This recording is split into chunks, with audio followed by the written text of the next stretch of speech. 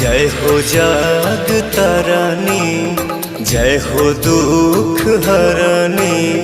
आइलू अपना बेटा के दुआर,